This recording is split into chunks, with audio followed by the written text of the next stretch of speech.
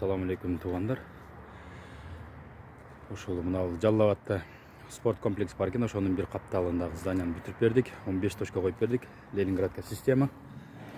Зданиянын ичине киргенде эле бул жака 12 кабыргадан койдук.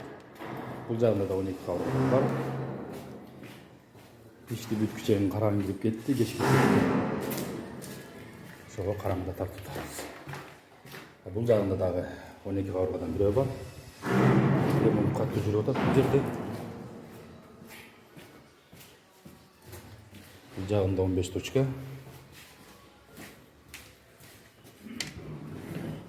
Бул жагында 10 кабыргадан экөө, бул жагында 12 кабыргадан бирөө.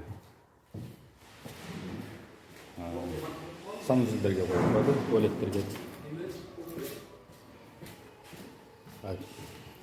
Бул жакта 15 кабыргадан бирөө.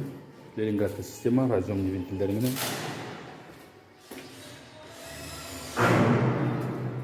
Барын коюп бердик. Эски радиаторлары мындай одноразовый радиаторлардан болгон экен. Бул жагында бир точка. Ушул зданияга 15 точка коюп бердик. Бул жак чоң зал экен. Дуалдардын ичине капталган разъемный вентилдери менен бул жакка алтоо коюлду. Бул жакта пол жүрүп атат.